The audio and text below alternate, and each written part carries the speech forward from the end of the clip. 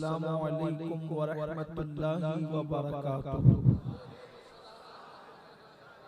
इंतहाई एहतराम व अक़ीदत के साथ अपने और सारी कायनात के मरकज़ अक़ीदत अनीसे बेकसा चारा साज़े दर्दमंदा हम गरीबों के गमगुसार हम फ़कीरों की सरवत शहर यारे इरम ताजदारे हरम नौबहारे शफ़ाअत शब असरा के दूल्हा नौशे बज़्म जन्नत दानाए सुबुल मौलाए कुल ख़त्मुर रुसुल खुसरवे खूबा सय्याह लामका वजह कुन फका दुर्रिल्लाहिल मकनून सिर्रिल्लाहिल मखज़ून आलिम मा काना व मा यकून आबो गिले अंबिया जानो दिले अस्फिया मतले हर सआदत मक़ते हर सियादत खुलासे कायनात फ़ख्र मौजूदात हुजूर मदे मुज्तबा मुहम्मद मुस्तफ़ा अरवाहना फिदा सल्लल्लाहु तआला अलैहि व आलिहि वसल्लम व बारक वसल्लम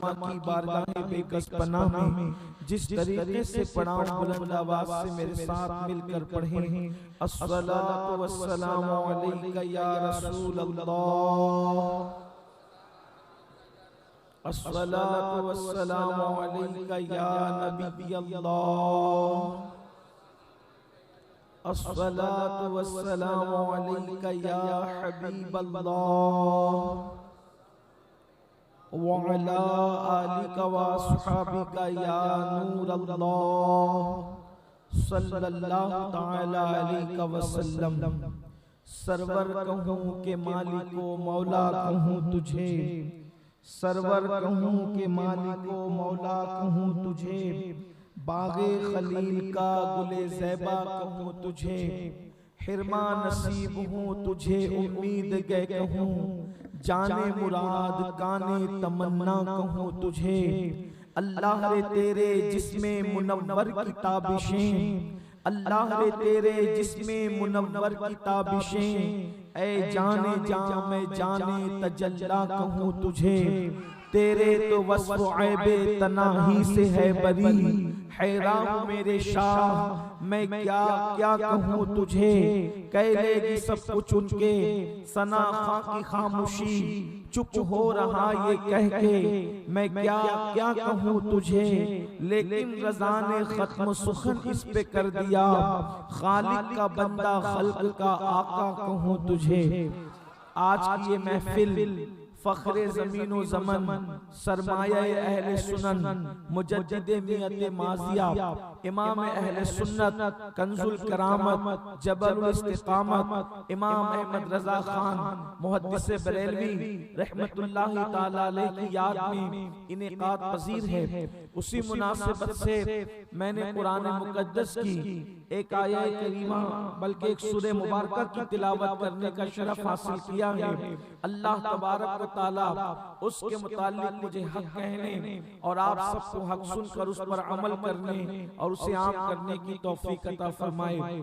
अगरचे इतनी रात ताखीर से मुझे गुफ्तगू और तकरीर करने की आदत नहीं है, लेकिन हमारे बुजुर्गों का हुक्म है तो रात के 2 बजे अब गुफ्तगू शुरू हो रही है। हालांकि ये इबादत का वक्त है, तकरीर और खिताब का वक्त नहीं है। ये वक्त दुआओं का है, ये बयान सुनाने का वक्त नहीं है। मैं गुजारिश करूंगा कि बहुत अदब के साथ मुंतज़िमीन महफिल से कि जलसों का टाइम शॉर्ट किया जाए, वरना हाल ये होता है कि जो नहीं पढ़ते वो तो नहीं पढ़ते, जो नमाज पढ़ते भी हैं जब वो जलसे में आते हैं तो जलसे में आने की वजह से बहुत सारे लोगों की फजर की नमाज कज़ा हो जाती है। करोड़ों जलसे एक पल्ले में रखे जाएं और एक सजदा फर्ज का एक पल्ले में रखा जाए तो सारे जलसों पर सजदे का वजन भारी होगा। इसलिए मेरी गुजारिश है कि नमाजों का ख्याल करते हुए हमें महफिलें अपने वक्त पे शुरू करके अपने वक्त पे ख़त्म कर देना चाहिए। बहरहाल मखदूम गिरामी कद्र हज़रत अल्लामा आले रसूल कुद्दूसी साहब की मौजूदगी है, उनका हुक्म है, इसलिए मैं थोड़ी देर कुछ गुफ्तगू करने की सआदत हासिल करना चाहता हूँ। आज हम इमाम अहमद रज़ा की बारगाह में खिराज अक़ीदत पेश करने के लिए आए हैं। मुझे ये महसूस होता है कि आला हज़रत का दौर और हमारा दौर इसमें बहुत हद तक के मुमासिलत है, मुशाबहत है। इस एतबार से कि इमाम अहमद रज़ा जिस दौर में तशरीफ लाए वो दौर भी एक इनकलाब का दौर था, यानी कि 1857 के बाद पूरी दुनिया के अंदर एक इनकलाब आना था। इनकलाब इस एतबार से भी था कि खिलाफत उस्मानिया का खात्मा होना था। इनकलाब इस एतबार से भी था इस्लामी हुकूमतों के टुकड़े टुकड़े करने थे।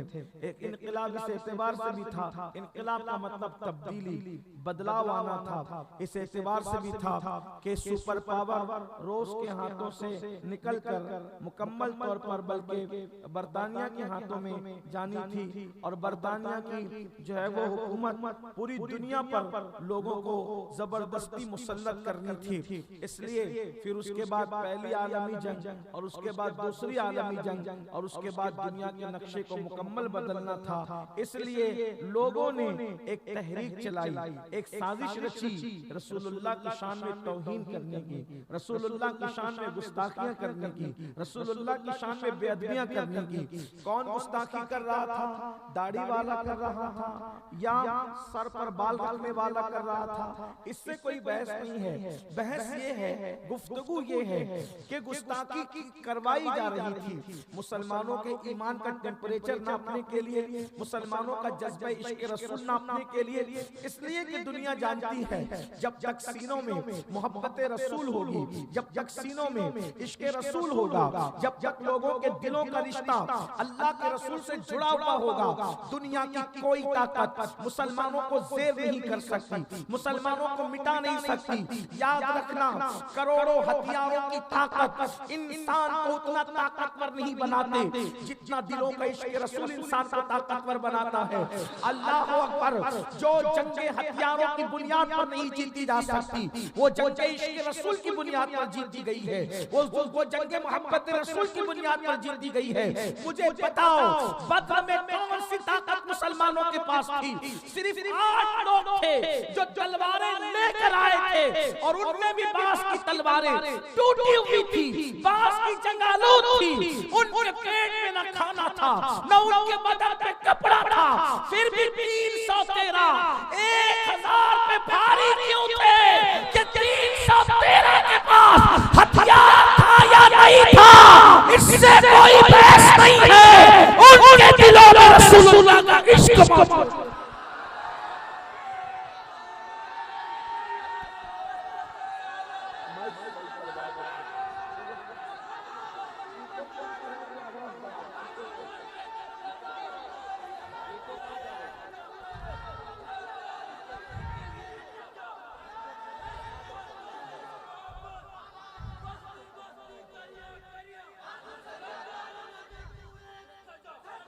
आपसे मेरी गुजारिश है, 8 लोगों के पास तलवारें थी लेकिन इश्क मुस्तफा सबके पास था, मोहब्बत रसूल सबके पास थी और इतना इश्क था कि वो अपनी माँ से ज्यादा, वो अपने बाप से ज्यादा, वो अपने भाइयों से ज्यादा, वो अपनी बहनों से ज्यादा, सबसे ज्यादा हत्ता के वो 313 अपनी जान से भी ज्यादा मुस्तफा जान रहमत से इश्क करते थे। तो जो जंगे हथियारों से नहीं जीती जा सकती, उन्होंने इश्क मुस्तफा की बुनियाद पर जो है वो जीता था। ओहद का मैदान देख लें, खंदक का मैदान देख लें, खैबर का मैदान देख लें, हुनैन का मैदान देख लें, आप किसी भी जमीन पर अल्लाह अकबर मुसलमानों को देखें। इसका इको कम करवा दे, ये नात खानों की जरूरत है, खिताब की इसकी जरूरत। एक बार दुरूद शरीफ पढ़ लें आप। आवाज टकराएगी तो लोगों को बात समझ में नहीं आएगी। आवाज खोल के इको कम कर दें, बेस भी कम कर दें, सिर्फ आवाज खोलें, दुरूद शरीफ पढ़े बुलंद आवाज।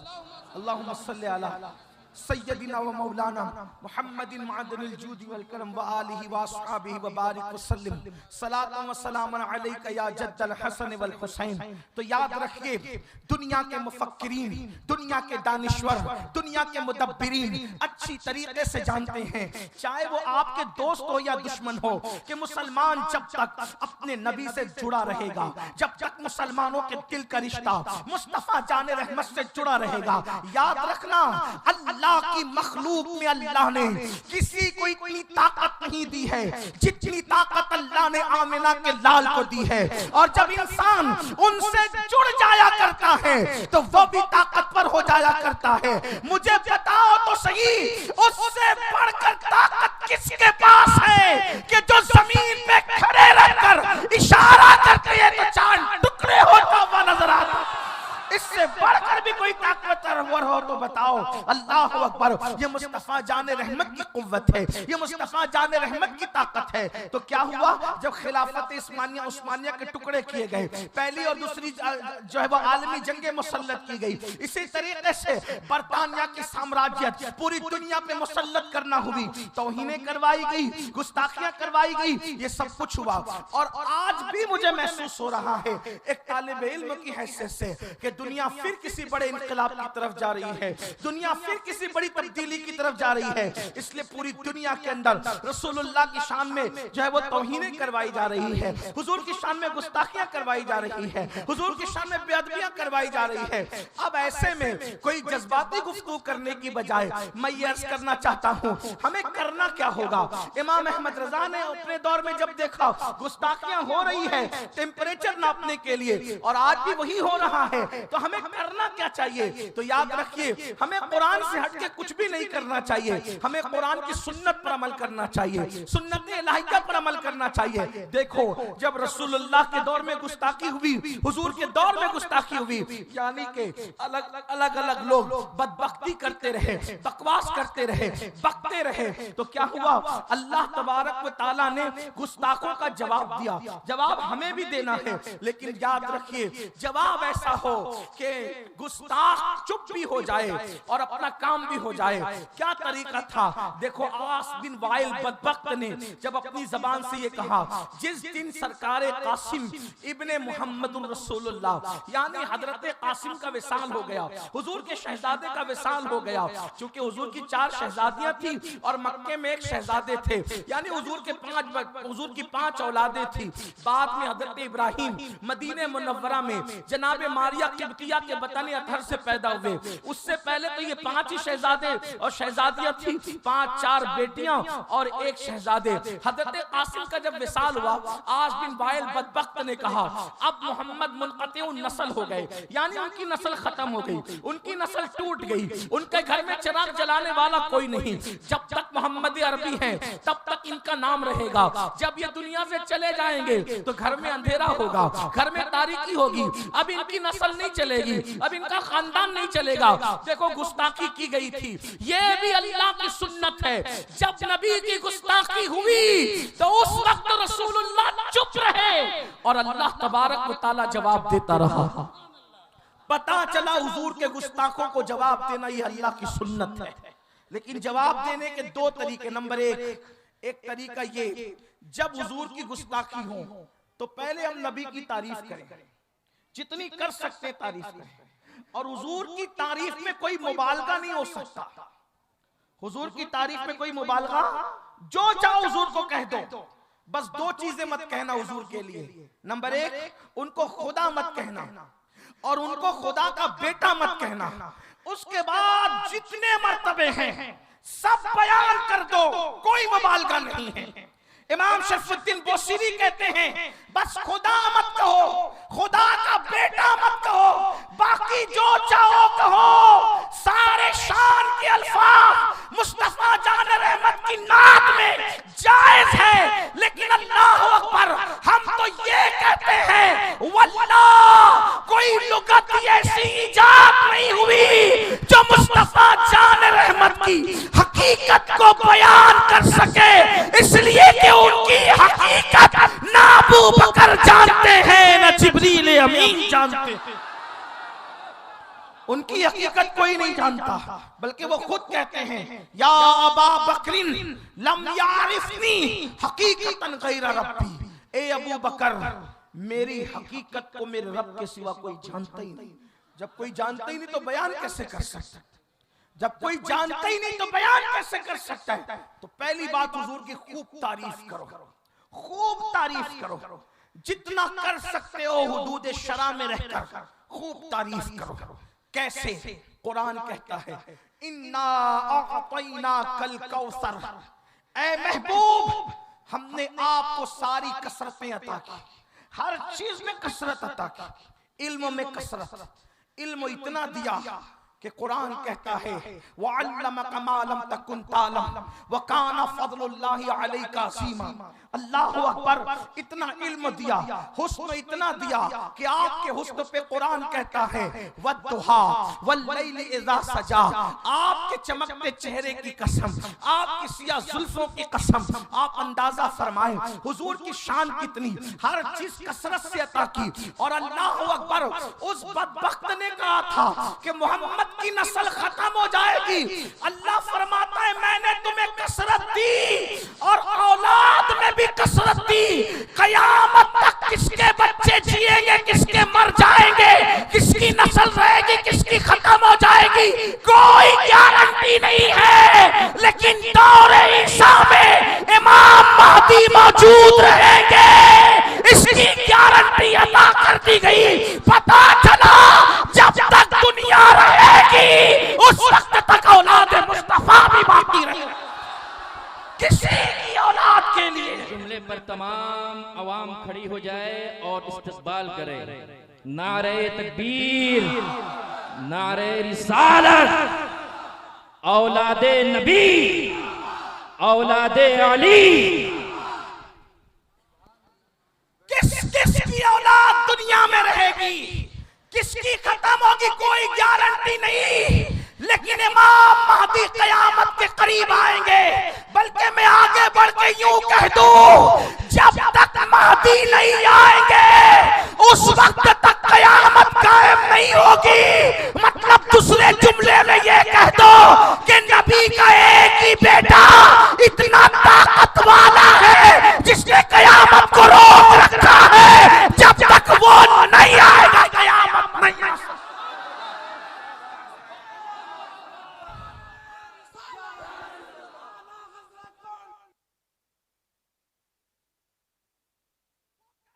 की नस्ल खत्म हो गई और अल्लाह ने जितने अच्छे बेटे हुजूर की नस्ल में पैदा किए उतने किसी की नस्ल में नहीं।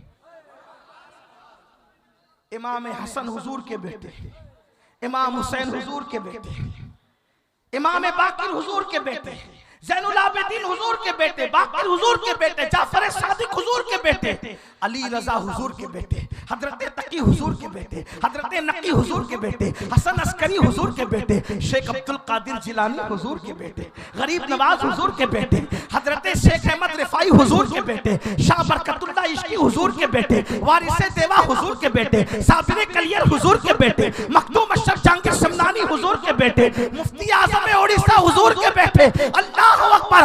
और जिसकी इब्तिदा में करीब क़यामत हजरत ईसा जैसा पैगंबर नमाज अदा करेंगे, वो शान वाला इमाम महदी भी हुजूर का बेटा है। किसी की औलाद ऐसी का महबूब अपने कसरत अता की। देखो तारीफ की पहले अल्लाह ने और फिर उसके बाद तसल्ली दी, ये काम हम नहीं कर सकते, ये अल्लाह की शान है। लेकिन दूसरा काम ये है इन्ना शानियका हुवल अब्तर, महबूब जो तेरी नस्ल को मुनक़ते कहता है हमने उसकी नस्ल खत्म कर दी। जो आपको गाली दे रहा है उसकी नस्ल खत्म हो गई। देखो हुजूर की जिसने तौहीन की, जिस लफ्ज से उसने हुजूर को गाली दी, अल्लाह ने उस पर वही पलटा दी। अबू जाल ने कहा हाथ टूट जाए, अल्लाह अबू लहब ने कहा हाथ टूट जाए, अल्लाह ने कहा अबू लहब के हाथ टूट जाए और टूट गए। आस बिन वाइल ने कहा नस्ल खत्म होगी, अल्लाह ने कहा उसकी खत्म होगी और हो गई। तो जिसने हुजूर की तौहीन की उम्मत की जिम्मेदारी है दो काम करना। नंबर एक, खूब तारीफ करो, और दूसरा दुश्मनों को, गुस्ताखों को जवाब दो, जो उनका एतराज है उसका इल्मी जवाब दो। इमाम अहमद रजा ने यही किया। देखो जब गुस्ताखी हो रही थी, आप फतावा रज़विया लिखते हैं, उसमें भी हुजूर की तारीफ, अल अम्न वल उना का उन्वान हुजूर की तारीफ, हदायत के बख्शिश हुजूर की तारीफ, जिंदगी का हर लम्हा हुजूर की तारीफ। लोगों को हुजूर से जोड़ा इमाम अहमद रजा ने, हर जगह इश्क के गुल बूटे खिलाए इमाम अहमद रजा ने। ऐसा इश्क लोगों के सीनों में भर दिया, आप देखें, जिस सदी को लोगों ने गुस्ताखी की सदी बनाना चाही, उस सदी को इमाम अहमद रजा ने इश्क की सदी बना दी। आप अंदाजा तो करें, जैसी तारीफ 14वीं सदी में इमाम अहमद रजा करते नजर आ रहे हैं, उससे पहले चंद सालों में और उसके बाद आज तक ऐसी कोई तारीफ करने वाला नजर नहीं आता। बल्कि अल्लाह अकबर, इमाम ने लोगों को रसूलुल्लाह से इतना जोड़ा, इतना जोड़ा, इतना जोड़ा कि बताया, अगर खुशी हो तब भी नबी का जिक्र करो, अगर गम हो तब भी नबी का जिक्र करो। अल्लाह अकबर, उठो तो नबी का जिक्र करो, बैठो तो नबी का जिक्र करो। कहते हैं बैठते उठते मदद के वास्ते या रसूल अल्लाह की कसरत कीजिए, शिर्क ठहरे जिसने ताज़ीम हबीब, उस पूरे मजहब पे लानत कीजिए, कीजिए चर्चा उन्हीं का सुबह शाम, जाने काफिर पर कयामत कीजिए। मैं कोई इल्मी गुफ्तगू करने नहीं आया, तालिब इल्म हूँ। अहमद रजा पर इश्क इतना छाया था, अहमद रजा पे इश्क इतना छाया था कि ज्योमेट्री देखी तो भी महबूब के इश्क की बात की। हालांकि ज्योमेट्री में कोई इश्क मोहब्बत की बात हो सकती है? बोलो भाई, हो सकती है? नहीं। ज्योमेट्री का इल्म ही ऐसा है, आप इश्क मोहब्बत की बात उसमें क्या करेंगे? क्या है ज्योमेट्री? क्या है ज्योमेट्री?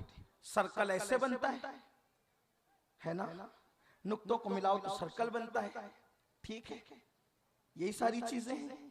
क्या बनता है? जाविया कायमा ऐसे बनता है, इतने दर्जे, इतने सेंटीग्रेड, ये सारी चीजें नापी तौली होती है। इसमें क्या इश्क की बात आदमी करेगा? लेकिन अहमद रजा पर इश्क इतना छाया हुआ था कि अहमद रजा ज्योमेट्री का इल्म भी देखते हैं तो उसमें भी उनको अपना महबूब याद आता है। अभी मुबारक साहब बड़ा मुबारक शेर पढ़ रहे थे कि अगर उनके इश्क की बात, हुस्न की बात कर रहे थे तो सभी जुलेखा हो जाए। मैं एक बात कहता हूँ, पहली बात तो सब जुलेखा हो नहीं सकते, वजह यह है, बड़ा खूबसूरत शेर था, लेकिन सब जुलेखा हो नहीं सकते। वजह उसकी है, इसलिए कि जुलेखा इश्क की जिस मंजिल पर फाइज थी, वो मंजिल तो फरिश्तों को भी हासिल नहीं हो सकती। जुलेखा का मामला ये था, पहली बात तो ये वाजे कर दूं, फरिश्ते इश्क नहीं कर सकते, सिर्फ मोहब्बत कर सकते, इश्क नहीं कर सकते। क्यों? इसलिए कि इश्क के लिए दिल चाहिए। इश्क के लिए, बात समझ में आती है? इश्क के लिए दिल चाहिए, और जिसके पास दिल नहीं वो मोहब्बत कर सकता है, वो इश्क नहीं कर सकता। इश्क और मोहब्बत में क्या फर्क होता है? जब किसी से मोहब्बत होती है तो मोहब्बत करने वाला महबूब का भी ख्याल करता, अपना भी ख्याल करता है, इसको कहते हैं मोहब्बत। और जब ये शिद्दत इख्तियार कर जाती है तो इश्क वाला क्या करता है? सिर्फ महबूब का ख्याल करता है, अपना ख्याल छोड़ देता है, इसको कहते हैं इश्क। इश्क सिर्फ हजरत इंसान की शान है बस। और इंसान की तरक्की का राज यही है कि इंसान के पास अल्लाह ने इश्क करने वाला दिल अता किया।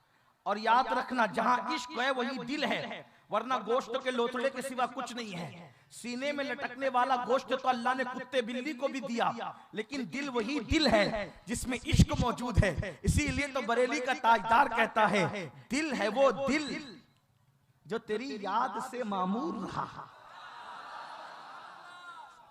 मेरे अंदर इतनी हिम्मत नहीं कि मैं उड़ीसा वालों को ये कहूं कि बोलो सुभान अल्लाह, मैं नहीं कहता। मैं आपके इश्क पे छोड़ता हूं कि आप अपने नबी के नाम पर कहते हो या चुप रहते हो। दिल है वो दिल जो तेरी याद से मामूर रहा, और सर है वो सर जो तेरे कदमों पे कुर्बान गया। वो आके नाकाम तमन्ना ही रही, हाय वो दिल जो तेरे दर से पुर अरमान गया। और सच्चा पैगाम दिया मेरे इमाम ने, उन्हें जाना, उन्हें माना, न रखा गैर से काम, लिल्लाहिल हम्द, मैं दुनिया से मुसलमान गया।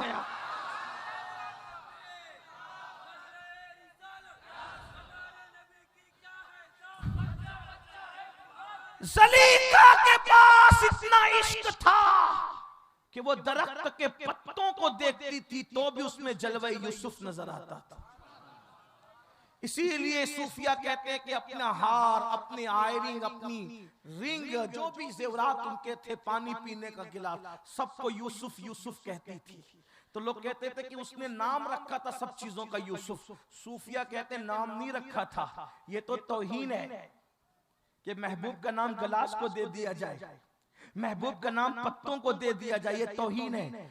नाम नहीं रखा था। हुस्न यूसुफ में इतनी फना थी कि जिस चीज को देखती थी उसमें जलवा यूसुफ नजर आता था, इसलिए पुकारती थी ये तो यूसुफ है। हालांकि वो दरख्त के पत्ते थे। तो जहां इश्क होता है वहां कौन नजर आता है? सिर्फ महबूब नजर आता है। अब अहमद रजा ऐसे आशिक थे, आला हजरत ऐसे आशिक थे कि जिसको देखा यार नजर आया, जिसको देखा महबूब नजर आया। देखो ये ज्योमेट्री है ना, ज्योमेट्री, उसमें इश्क मोहब्बत की बातें नहीं होती। ज्योमेट्री का उसूल क्या है? सर्कल कैसे बनता है, यानी दायरा कैसे बनता है? तो कहते हैं नुक्ते नुक्ते नुक्ते नुक्तों को जोड़ो तो क्या बन जाता है? दायरा बनता है। यही है ज्योमेट्री। अब इसमें इश्क कहां से नजर आया, उसमें महबूब कहां से नजर आया? तो कहते हैं उसमें भी नबी की नात पढ़ते हैं। इल्मे ज्योमेट्री में भी आला हजरत ने नबी की नात पढ़ी है और कहते हैं कमाल इनका के झूठे नुक्तों तुम अव्वल आखिर के फेर में हो। कमाल नुक्ते, कमाल इनका के झूठे नुक्तों तुम अव्वल आखिर के फेर में हो। मुहीत की चाल से तो पूछो किधर से आए किधर गए, किधर से आए किधर। देखो ज्योमेट्री में नात पढ़े।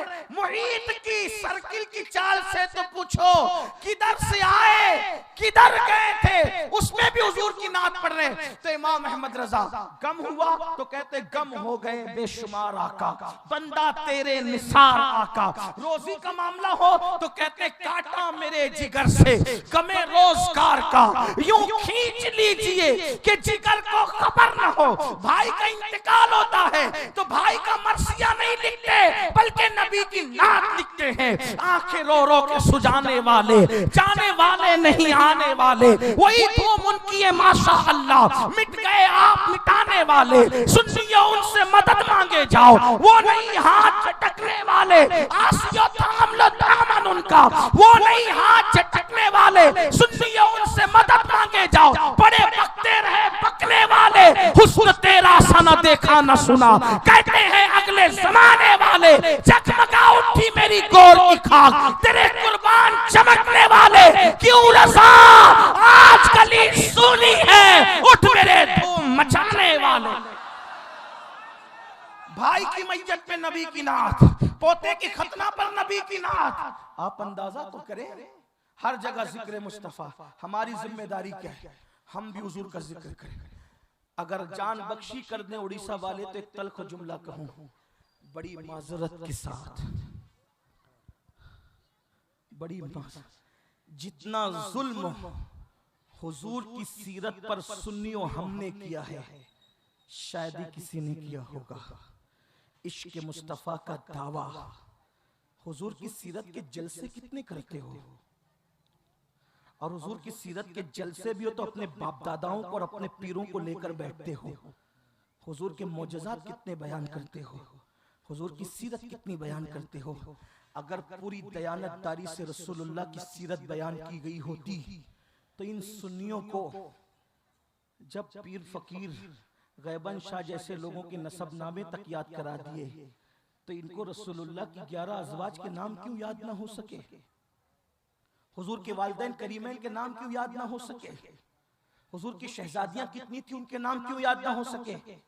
मतलब कहीं ना कहीं हमसे चूक हुई है, भूल हुई है। हमने सबका तारुफ कराने की कोशिश की लेकिन रसूलुल्लाह का तारुफ कराने की हमने उतनी कोशिश नहीं की जितनी के एक उम्मती को करना चाहिए था। यही किया ना, यही हुआ ना। उसका नतीजा क्या है?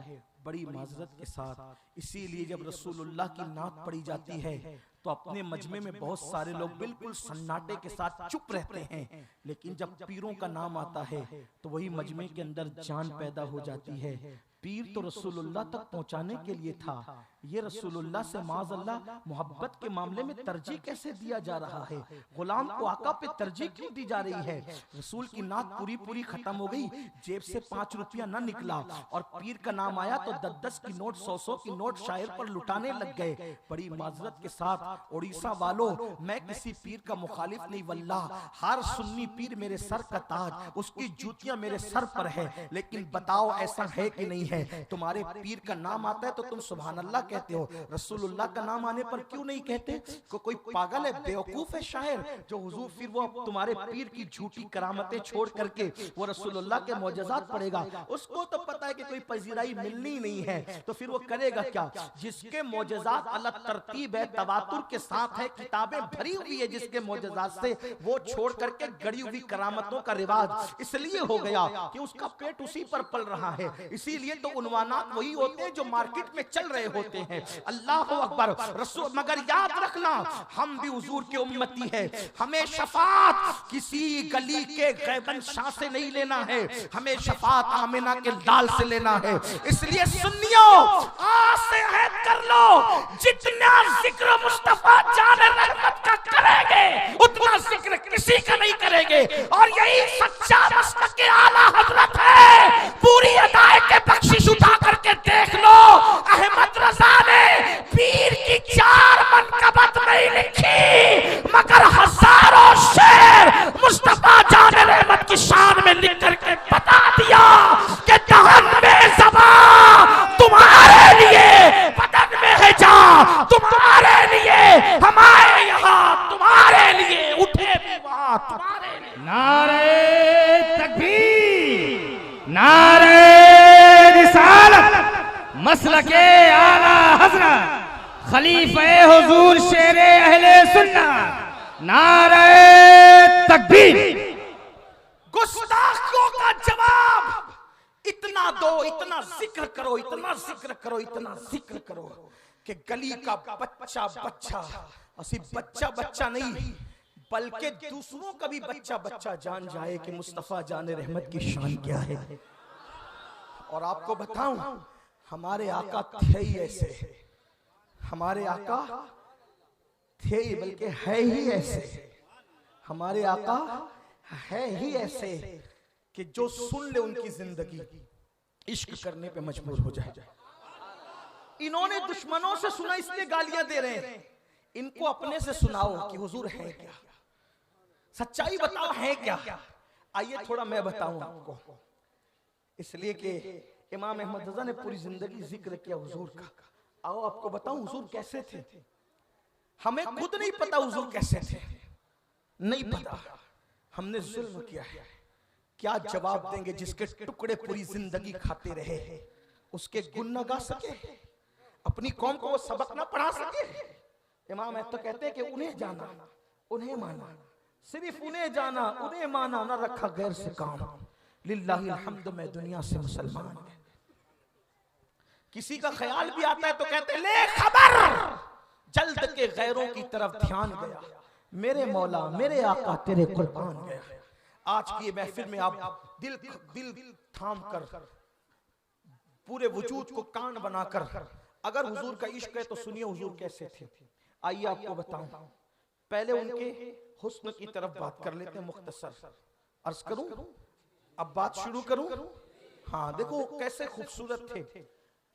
मौलाए कायनात फरमाते जब वो हंसते थे, हंसने पर उनका हुस्न इतना बढ़ जाता था कि दीवारों का अक्स उनके चेहरे में नजर आता था। जैसे तुम आईने में देखते हो ना अक्स, मेरे आका के गाल इतने खूबसूरत थे, रुखसार इतने खूबसूरत थे कि दीवारों का अक्स हुजूर के चेहरे में नजर आता था। और चांद के सामने खड़े हो जाए तो चांद हुजूर के चेहरे में तैरता नजर आता था। सूरज के सामने खड़े हो जाए तो सूरज हुजूर के चेहरे में तैरता नजर आता था।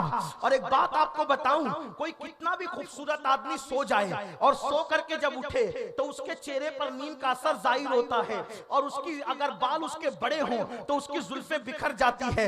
ये तन्हा मेरे नबी की खूबसूरती है कि जब हुजूर नींद से सोकर उठा करते थे तो हुजूर के बाल बिखरा नहीं करते थे, पूरे तारीखी शवाहिद के साथ साबित कर सकता हूं। एक तालिबे इल्म की हैसियत से हुजूर की जुल्फें कभी बिखरा नहीं करती थी, हुजूर की जुल्फें कभी परेशान नहीं हुआ करती थी, बल्कि जब नींद से उठते थे तो ऐसा लगता था जैसे किसी ने ताजा तरीन तेल लगा करके कंघी कर दी हो और आंखों में सुरमा लगा दिया हो।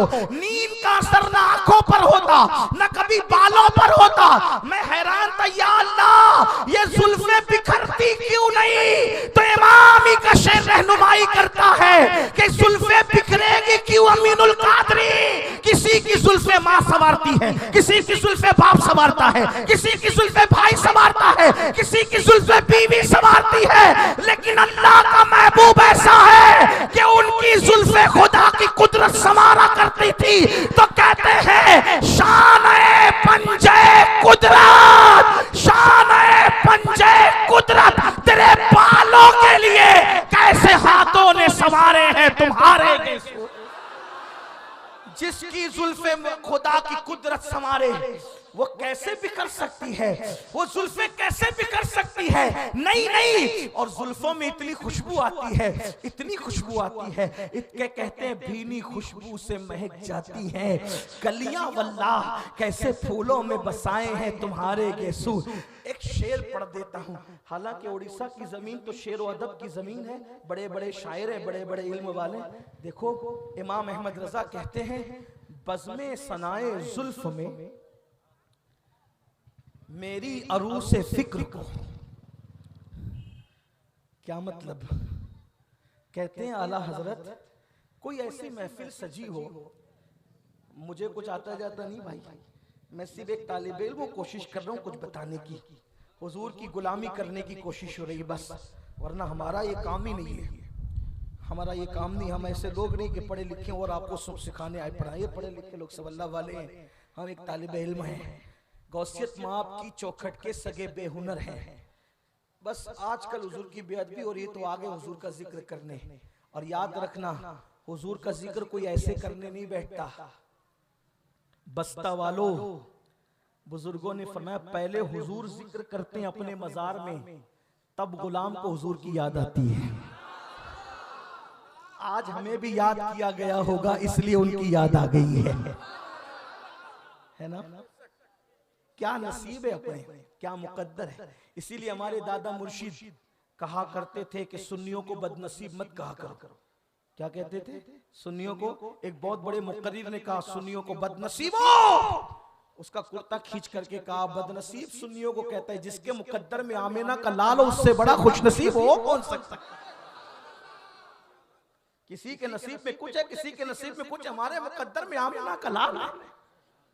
तो अर्ज ये कर रहा था, कहते हैं बस में सनाए जुल्फ में मेरी अरूह से फिक्र को। अगर कभी कोई महफिल सजी हो, भाई थक जाना तो बता देना, जब आप सुभान अल्लाह कहना बंद कर देंगे तो मैं समझ जाऊंगा कि आप थक गए, उस वक्त आप बता देना।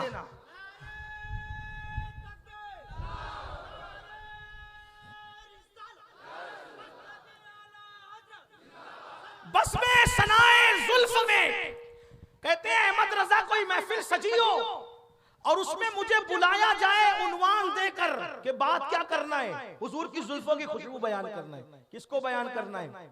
बिलाल हिंद, उवैस हिंद, अहमद रजा बरेलवी को। क्या बयान करना है? हुजूर की जुल्फों की, बोले क्या बयान करना है? हुजूर की जुल्फों की खुशबू। क्या बयान करना है? हुजूर के जुल्फों की। महफिल किस पे सजी हो? हुजूर की जुल्फों का उन्वान बयान करना, हुजूर की जुल्फों की। बयान किसको करना है? बरेली के ताजदार इमाम इश्क व मोहब्बत को, इश्क व मोहब्बत के इमाम को। तो कहते हैं जब ये महफिल सजी तो अब मैं आके करूंगा क्या? भाई बयान तो फिक्र से होता है ना, कैसे होता है?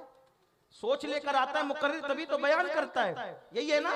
तो कहते हैं मैं सिर्फ फिक्र नहीं लाऊंगा बल्कि फिक्र की दुल्हन लाऊंगा, फिक्र की दुल्हन लाऊंगा, क्योंकि बयान क्या होना है? नबी की जुल्फों की खुशबू। तो इतने बड़े उन्वान के लिए सिर्फ फिक्र नहीं आएगी बल्कि क्या आएगी? फिक्र की अरू से फिक्र, और वो क्या आकर बात करेगी। अब कहते हैं कि जब उन्वान ये हो, महफिल ऐसी हो, और मेरी फिक्र की दुल्हन जब बोलने पर आए कि नबी की जुल्फों में खुशबू कितनी आती थी, तो मैं बबांगे दुहल कहूंगा कि आठों जन्नतों की खुशबू अगर सिमट आए तो मेरे नबी की जुल्फों की खुशबू के सामने वो छोटी सी अतर की डिबिया बन जाती है। बस में सनाए जुल्फ में मेरी अरूसे फिक्र को सारी बहार हश्त खुल छोटा सा इत्रदान है। आठों जन्नतों की खुशबू छोटी सी इतर की डिबिया है। कहां? हुजूर की जुल्फों के। हुजूर ऐसे थे, इतने खूबसूरत थे, इतने खूबसूरत थे। आका फरमाते मेरे हुस्न का आधा मेरे भाई यूसुफ को दिया गया। जिसको आधा दिया वो इतना हुस्न वाला था, जिसको पूरा दिया गया उसके हुस्न का आलम क्या था? तो कहते वो कमाल हुस्न हुजूर है कि गुमान नक्श जहां नहीं, यही फूल खार से दूर है, यही शम्मा है कि धुआं नहीं। करूं तेरे नाम पे जा फिदा, न बस एक जा दो जहां फिदा, दो जहां से भी नहीं जी भरा, करूं क्या करोड़ों जहां नहीं। उनका हुस्न था, जो देखता था आशिक बन जाता। आइए एक बात कह दूं, उनके हुस्न पे आइए तो फिर आगे चलेंगे। हुजूर हिजरत के लिए जा रहे हैं, हुजूर हिजरत के लिए, साथ में सिद्दीक अकबर हैं। सरकार सिद्दीक अकबर का चेहरा देखते हैं, भूखा है 3 दिन से मेरा यारे गार। हुजूर को तो खाने पीने की हाजत आम इंसानों की तरह नहीं होती थी, बल्कि कहते थे मैं रातें अपने अल्लाह के साथ गुजारता हूं, वो मुझे खिलाता भी है, मुझे पिलाता भी है। हुजूर को हमारी तरह ज्यादा खाने की हाजत बस सुन्नत बनाने के लिए खाया, वरना हकीकत ये कहते थे अय्युकुम मिस्ली, तुम में कौन मेरी तरह, मैं तो अपनी रातें अल्लाह के साथ गुजारता। हाय हाय क्या शान है मेरे आका की। लेकिन दूसरों का ख्याल था। सिद्दीक को देखा, अबू बकर भूख लगी है जी या रसूलल्लाह, फरमाया ये औरत का की झोपड़ी है ना, चलो यहाँ चलते। वहां गए। उस औरत को तारीख में उम्मे माबद के नाम से याद किया गया। किस नाम से? बोले। मैं बुलवाने का ऐसे आदी नहीं, लेकिन मैंने ठान लिया है कि जब तक ये गुस्ताखियां होती रहेगी मैं आला हजरत के नक्शे कदम पे चलते रहकर अपनी कौम को हुजूर की सीरत याद कराता रहूंगा। मुझे लोगों की खुशी की जरूरत नहीं, मुझे अपने यार की, महबूब की खुशी चाहिए। चाहे लोग नारा लगाएं न लगाएं, सुभान अल्लाह कहें न कहें, बुलाएं न बुलाएं, मेरी जिंदगी का वजीफा नाम मोहम्मद है। यही मेरी जिंदगी है, यही मेरी बंदगी है। और आपको भी यही सबक करना है। बस बच्चों को सोते टाइम बबलू टबलू की कहानी मत सुनाओ, तोता मैंने कहानी मत सुनाओ। हर माँ अपने बच्चों को नबी का मोजज़ा सिखाए, हर माँ अपने बच्चों को नबी के वाकयात पढ़ाए। इतने दिलचस्प है, बच्चे बच्चे को आशिक रसूल बना दो। इंशाअल्लाह चंद सालों में ये गुस्ताखियों का सिलसिला खत्म हो जाएगा। गुस्ताख कलमा पढ़ने पर मजबूर हो जाएंगे, क्योंकि अपने नबी है ही ऐसे, अपने नबी है ही ऐसे। क्या हुस्न है ऐ सैयद अबरार तुम्हारा, अल्लाह भी है तालिबे दीदार तुम्हारा। क्यों दीद के मुश्ताक न हो हजरत यूसुफ, अल्लाह का दीदार है दीदार तुम्हारा। उस औरत का नाम क्या आया है तारीख में? उम्मे माबद। सरकार ने फरमाया उम्मे माबद। ये औरत की झोपड़ी के पास चलते, वहां गए। उसकी झोपड़ी में वो अकेली बैठी हुई थी। तारीख के वाकयात है, कई तारीख की किताबों में उसका इतने मजमुआ निचोड़ कर अपने अल्फाज के जामे में पेश कर रहा हूं। हुजूर गए, वहां खड़े थे।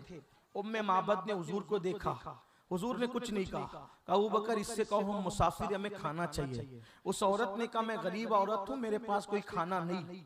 हाँ अलबत्ता मेरे पास बकरियां हैं, लेकिन बकरियां अगर होती तो दूध दो करके दे देती, लेकिन मेरा शौहर सब बकरियां जंगल ले गए चराने के लिए। ये एक बीमार बकरी पड़ी हुई है जिसने कभी बच्चे पैदा नहीं किए। और आप लोग जानते हैं कि जब बकरी पालने वाले लोगों को पता होता है कि जो बकरी बच्चा पैदा ना करे उसके थन में दूध नहीं आता, और अगर थन में दूध आए भी तो बीमार बकरियां दूध कब देनी, वो तो लागर पड़ी हुई थी। कहा कि वो बकरियां सब गई जंगल, मेरे पास कुछ है नहीं, इसलिए मैं कुछ दे नहीं सकती। और सरकार ने अबू बकर सिद्दीक से कहा इसको कहो कि ये बकरी हमें दे, हम इसका दूध निकालेंगे। उसने सिद्दीक अकबर ने कहा, सिद्दीक अकबर कोई बहस नहीं करते, या रसूलल्लाह वो कुंवारी बकरी है, बांझ बकरी है, लागर बकरी है। सिद्दीक को पता है कि मेरे महबूब की शान क्या है ना। मैं तो यही कहता हूँ, हमारा अकीदा सहाबा के अकीदे की तरह, हमारा अकीदा अहले बैत के अकीदे की तरह, हमारा अकीदा औलिया अल्लाह के अकीदे की तरह, ये अकीदा अपना होना चाहिए। सिद्दीक से कहा कि इससे कहो ये बकरी हमें दे, बुढ़िया से कहा हमें बकरी दे। वो कहा कि तुम लोग मुसाफिर हो, तुम्हें पता नहीं कि बांझ बकरियां दूध नहीं देती। सिद्दीक अकबर ने कहा बड़ी भी दे तो सही तू। फिर उसने कहा अच्छा ठीक है, मुस्कुरा के कहा जिद करते हो तो ये जो तेरे साथ चेहरे वाला है, इसका चेहरा मुझे देख के लगता है ये चेहरा झूठों का चेहरा नहीं है, ये अलग चेहरा है, अभी तक मैंने ऐसा चेहरा नहीं देखा। ये उठा ले जा बकरी। बकरी सिद्दीक अकबर उठा के लाए, हुजूर ने हाथ फेरा, वो बकरी उठकर खड़ी हो गई। जैसे बकरी उठ के खड़ी हो गई, उम्मे माबद के कान खड़े हो गए, उसकी आंखों के देखने का अंदाज बदल गया। पहले ही चेहरा देखकर मुतासिर हो गई थी, लेकिन जब हाथ फेरा और बकरी उठ करके खड़ी हो गई, ये अपना नबी है जिसके हाथों में इतनी ताकत है कि मसीहा के मोजज़ात जिसे हैरत से तकते नजर आते हैं। वल्लाह ईसा मसीह ने मुर्दे जिंदा किए, मेरा नबी जाने मसीहा है जिसने पत्थरों में जान पैदा कर करके पत्थर को बोलने का शऊर अता कर, जिसके तलवों का धोवन है आबे हयात है, वो जाने मसीहा हमारा नाम। बकरी पे हाथ फेरा, बकरी उठ के खड़ी हो गई, पानी लिया, थन को लगाया, थन में दूध उतर आया। उसके बाद दोना शुरू किया, उम्मे माबद तो तक रही है, ये आया कौन है, ये आया कौन है। दूध दोहा, एक बर्तन भरा का दूसरा ला, उसको दोहा, तीसरा ला, उसको दोहा, चौथा ला, सारे बर्तन भरते जा रहे हैं। एक वक्त है कि उम्मे माबद ने कहा अब मेरे घर में कोई बर्तन नहीं है, सारे घर के बर्तन भर दिए। अबू बकर सिद्दीक को पिलाया, खुद पिया, रास्ता चल दिए। वो खातून ऐसी दंग थी, दोनों का नाम पूछना भूल गई, दोनों का नाम पूछना भूल गई। उसका शौहर आया, आगे कहा ये क्या है उम्मे माबद, कहा कि एक बरकत वाला आया था, नाम नहीं पता, बरकत वाला आया था, वो मुबारक, उसने हमारी बांझ बकरी को हाथ लगाया, दूध आ गया, ताजा हो गई, वो ताकतवर हो गई, ये हो गया, वो गया, सब भर दिया उसने। तो उसने कहा कि कैसा था वो, कैसा था वो। अब मैं दोबारा रिपीट नहीं करता, लेकिन चंद शेर पढ़ देता हूं, उसने नहीं पढ़े लेकिन मैं पढ़ देता हूं। कैसा था वो जिसके माथे शफाअत का सहरा रहा, उस जबीने सआदत पे लाखों सलाम, उस जिसके माथे शफाअत का सहरा रहा, उस जबीने सआदत पे लाखों सलाम। अल्लाह अकबर, जिसके सजदे को मेहराब काबा झुकी, जिसके सजदे को मेहराब काबा झुकी, उस जबीने सआदत पे, उन भवों की लताफत पे लाखों सलाम। पतली पतली गुले कुद्स की पत्तियां, उन लबों की नजाकत पे लाखों सलाम। वो दहन जिसकी अरबात वही खुदा, चश्मे इल्म हिकमत पे लाखों सलाम। वो ज़बान जिसको सब कुन की कुंजी कहे, उसकी नाफिज हुकूमत पे लाखों सलाम। नीची आंखों की शर्मो हया पे दुरूद, ऊंची बीनी की रिफत पे लाखों सलाम। हाथ जिस्म को उठा गनी कर दिया, मौजे बहरे समाअत पे लाखों सलाम। दूर नजदीक के सुनने वाले वो कान लाले करामत पे लाखों सलाम। अल्लाहु अकबर, जिससे तारीख दिल जगमगाने लगे, उस चमक वाली रंगत पे लाखों सलाम। कुल जहां मिल्क और जौ की रोटी गिज़ा, उस शिकम की कनात पे लाखों सलाम। खाई कुरान खाके गुजर की कसम, उस कफे पाकी हुर्मत पे लाखों सलाम। जो कि उसमें शफाअत में खिंच के बंदी, उस कमर की हिमायत पे लाखों सलाम। उम्मे माबद ने हुजूर का पूरा हुलिया बयान किया, तारीख में मौजूद है उसने जिस तरह बयान किया। उसके शौहर ने कहा तूने नाम नहीं पूछा, पता नहीं पूछा, गलती की बहुत बड़ी। अब मैं खाऊंगा पीऊंगा बाद में, पहले चल हम मुबारक से मिलने चलेंगे। देखा नहीं बिन देखे जब ये आलम है, दीदार का आलम क्या। टीवी पे बैठ के जो नबी के खिलाफ भौंक रहे हैं, अगर उनको ये दास्तानें पता चल जाए, गाली देने की बजाय नाते मुस्तफा पढ़ने पे मजबूर हो जाए। हजरते अल्लामा अब्दुल रहमान जामी कहते हैं, हजरते याकूब मी गोयत फिदायत या रसूल, हजरते याकूब मी गोयत फिदायत या रसूल, दीदे मन यूसुफे मन मिस्र मन किनाने मन। हजरत याकूब क्या कहते हैं, या रसूल अल्लाह मैं आप पर कुर्बान, मैं नहीं कुर्बान, मेरा दीदा भी कुर्बान, मेरा यूसुफ भी मेरा यूसुफ भी कुर्बान, किनान भी कुर्बान, मेरा मिस्र भी कुर्बान, सब कुर्बान। उम्मे माबद का शोर कहता है खाना बाद में खाएंगे, पहले उनसे मिलने जाएंगे। मुबारक से मिलता, वो गए किधर का, कहते थे यसरब जा रहे हैं, उधर ही चलो। गए, बच्चे को साथ में लिया, माबद को साथ लिया, उम्मे माबद अबू माबद तीनों साथ चले और फिर उसके बाद ढूंढने लगे। ढूंढते थे तो क्या कहते होते, मुबारक कहाँ है, मुबारक कहाँ है, मुबारक कहाँ है, बरकत वाला कहाँ है, बरकत वाला कहाँ है, बरकत वाला कहाँ है। लोग कहते कौन मुबारक, यहाँ यसरिब में कोई मुबारक नाम का नहीं रहता।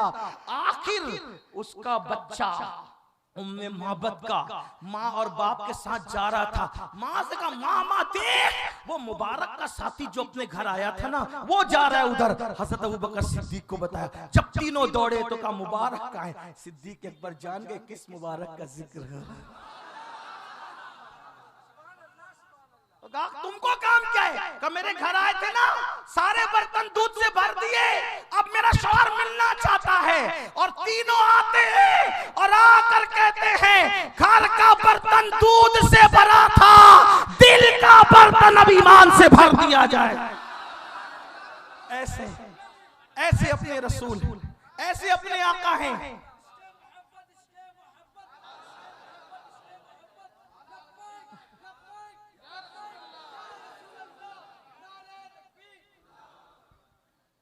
अब एक बात और सुन लो, बात इख्तिताम की तरफ पहुंचाता हूं। अल्लाह की तौफीक से बात इख्तिताम की तरफ पहुंच। देखो जो उनको देख ले कुर्बान हो।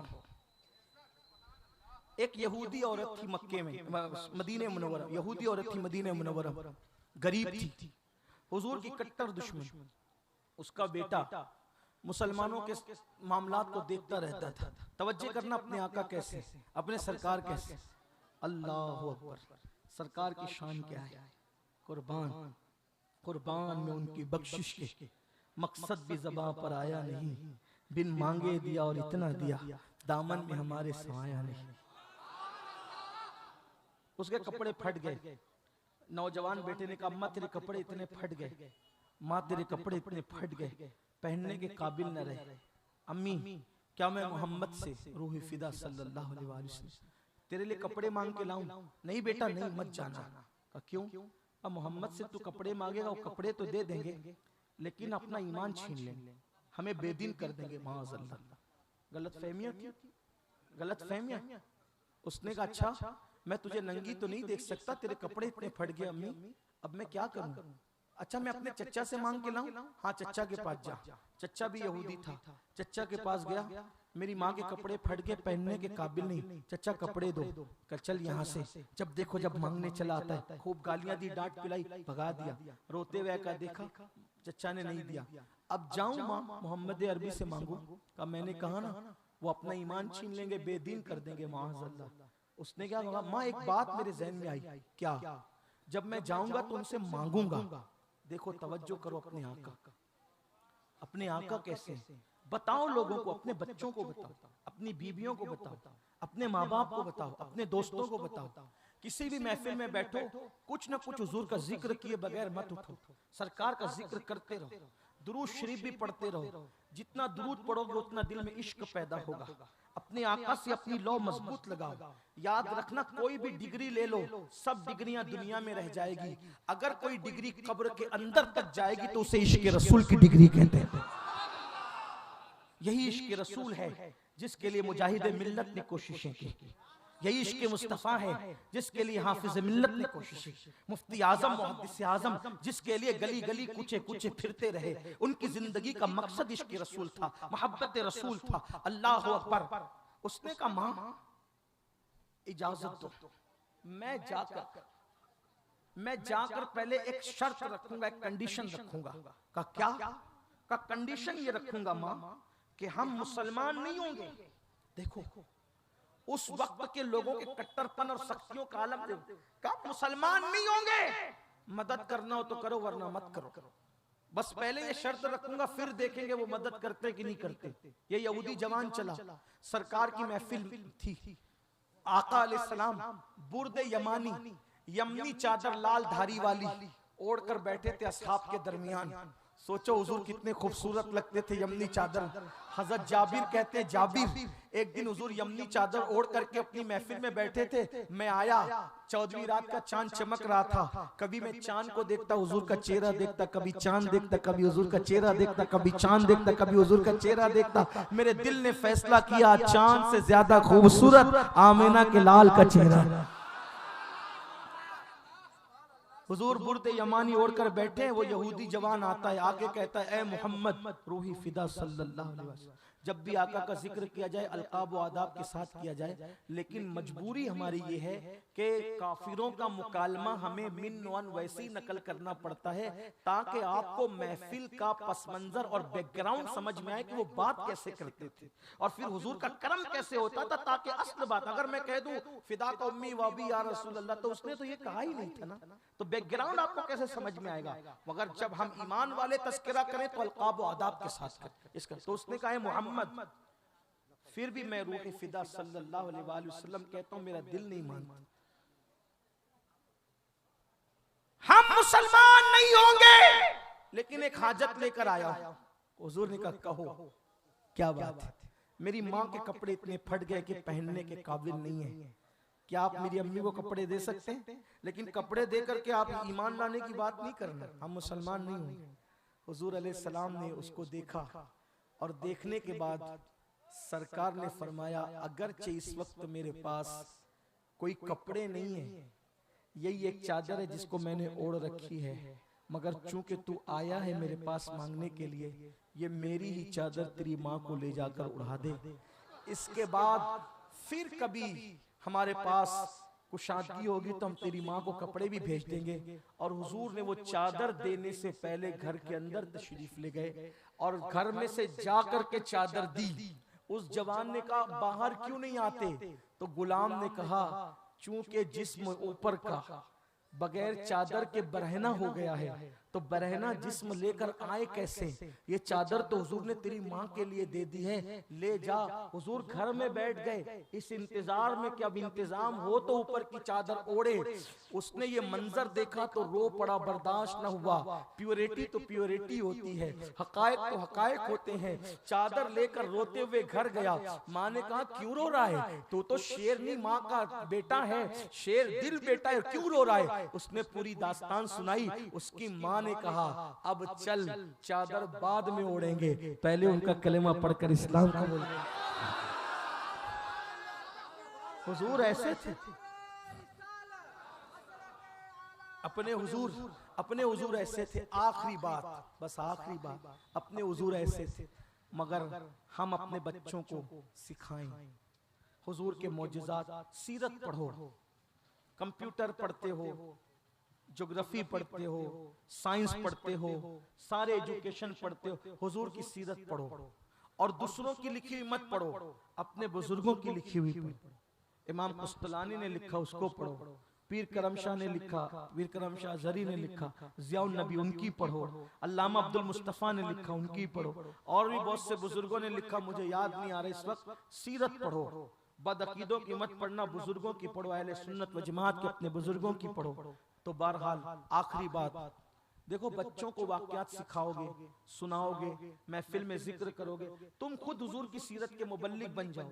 जलसे वाले बयान करें ना करें, उनको उनकी मर्जी पे छोड़ो, आप खुद दाई बनो हुजूर की सीरत के, क्योंकि उम्मती तो आप भी हो ना, सिर्फ मुकर्रिर थोड़ी उम्मती है, शायर थोड़ी उम्मती है, उम्मती तो आप भी हैं। कभी कभी आप लोग इतने बड़े काम कर सकते हो जो हम नहीं कर सकते। वो तबका जो हमें सुनने नहीं आता, वो आपके सर्कल का आपके पास बैठ सकता है, आप उनको आम कीजिए। सीरत के जलसे, मौजज़ात का तस्करा कसरत से कीजिए, अपनी गुफ्तगू में कीजिए। और अगर नहीं दूसरों को सुनाते, कम से कम अपने बच्चों को सुनाइए। आइए देखिए उसका असर क्या होता है। कहते हैं एक मर्तबा जब ओहद की जंग का मामला था, मेरी बहनें यहाँ मौजूद है, बहनों से कहता हूँ, बहुत सीरियल देख लिया मेरी बहन, बहुत फिल्में देख लिया मेरी बहन, बहुत बेपर्दा घूम चुकी। तू तो जिंदा दफन की जा रही थी, पैदा होने के बाद उस रसूल ने पत्थर खाकर तुझे जिंदगी अता की। और फरमाया जिसके घर में बेटी पैदा हो, जिसके घर में बेटी पैदा हो और वो बेटी का बाप गम न करे बल्कि खुशी करे, उसका अच्छा नाम रखे, उसकी अच्छी परवरिश करे और फिर अच्छे घराने में उसकी शादी कर दे, वो बेटी का बाप और मैं जन्नत में इतने करीब होंगे जैसे ये 2 उंगलियां करीब हैं। बेटी को कितना बुलंद किया। तुम सीरियल दिखाते हो अपने बच्चों को, तुम फिल्में दिखाती हो अपनी बच्चों को, क्यों ये सब करते हो? उलमाए अहले सुन्नत के बयानात दिखाओ, सीरत का दर्स तुम खुद दो। माँ से जो सीरत सीखेगा बच्चा फिर कभी वो भुला नहीं सकेगा। हर एक के जुमले में बच्चा शक कर सकता है, माँ की बातों पे शक नहीं कर सकता। हमें गौस पाक और गरीब नवाज की मोहब्बत और रसूलुल्लाह की मोहब्बत मुकर्रिरों ने नहीं दी, मैं अपनी बात कह रहा हूँ। हमें गौस पाक की मोहब्बत, इमाम हुसैन की मोहब्बत, रसूलुल्लाह की मोहब्बत हमें तकरीर सुन के पैदा नहीं हुई, हमारे उस्तादों ने नहीं दी। ये दर्स हमारी दादी ने हमें सिखाया। मेरी दादी सोते वक्त बच्चों को अपने पास सुलाती थी, हम भी लेटे होते थे और भी हमारे